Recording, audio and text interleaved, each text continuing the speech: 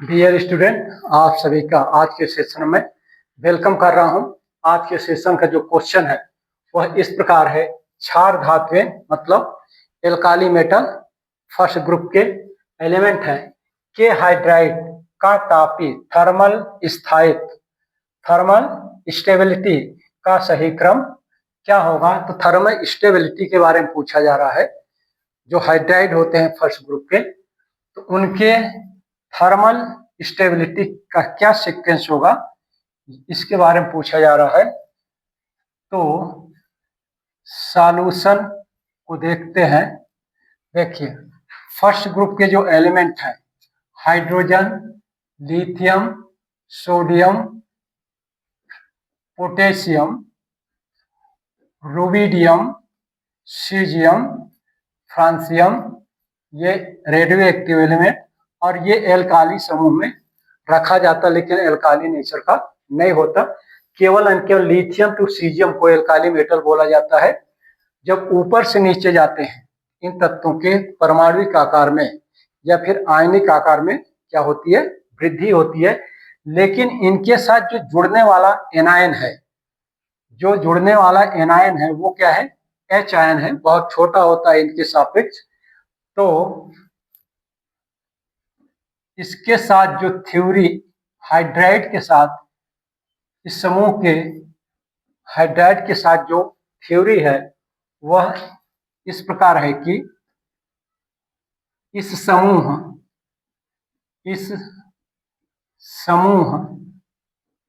के हाइड्राइड जैसे lithium hydride, sodium hydride, potassium hydride, rubidium hydride and और caesium hydride की समूह में ऊपर से नीचे की ओर जाने पर जालक ऊर्जा जो इन क्रिस्टलों को बांधे रहती है, मतलब आयनों को या क्रिस्टलों को जो बांधे रहती है उसको बोलते हैं जालक ऊर्जा, लैटिस एनर्जी जिसको बोला जाता है। एनर्जी में कमी होती है होने के कारण इन हाइड्राइडों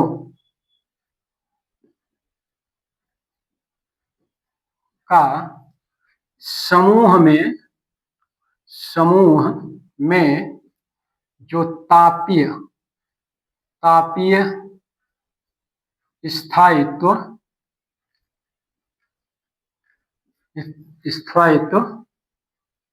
कम होते जाता है।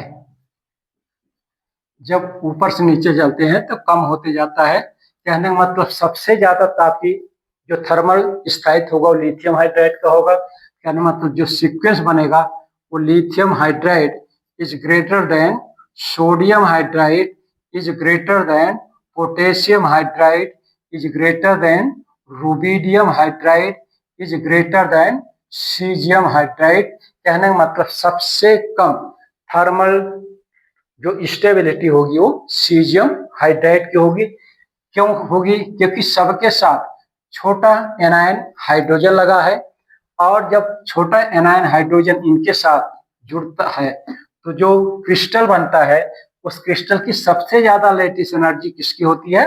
लिथियम हाइड्राइड की। क्योंकि लिथियम हाइड्राइड भी छोटा होता है, तो जब दो छोटे आयन, एक एनायन एक केटायन, आपस में जुड़ के क्या बनाते हैं? क्रिस्टल बनाते हैं। उसकी ऐसे क्रिस्टल की जो लैटिस एनर्जी होती है वो हाईएस्ट होती है। तो सबसे हाईएस्ट जो लैटिस एनर्जी होगी वो किसकी होगी? लिथियम की होगी।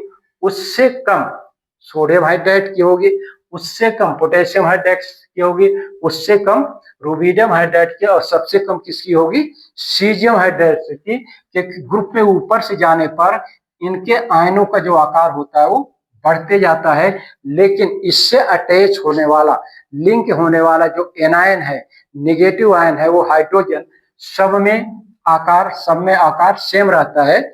इसलिए इनका जो थर्मल डिकम्पोजिशन है या थर्मल स्टेबिलिटी है, ग्रुप में ऊपर से नीचे जाने पर कम होता है। और इसके बनस्पत अगर इसके साथ लिथियम कार्बोनेट हो, लिथियम सल्फेट हो, अगर सल्फेट और कार्बोनेट है, तो इनके स्टेबिलिटी जो थर्मल डिकम्पोजिशन होता है, थर्मल जो स्टेबिलिटी होती है वो बढ़ती है। ठीक है, दोनों से संबंध, मतलब कि दोनों से क्वेश्चन पूछा जाता है। ये हाइड्राइड है और कार्बोनेट से भी पूछा जाता है और सल्फेट से भी पूछा जाता है। अगर कार्बोनेट और सल्फेट से पूछा जाए तो कार्बोनेट, इस समूह के तत्वों के जो कार्बोनेट होते हैं उनकी जो स्टेबिलिटी होती है वो समूह में ऊपर से नीचे जाने पर क्या होता है, बढ़ती है। तापी स्टेबिलिटी होती है वो बढ़ती है। कहने का मतलब है कि लिथियम कार्बोनेट के केस में मैं बता रहा हूं, कार्बोनेट के केस में जो होगा, लिथियम कार्बोनेट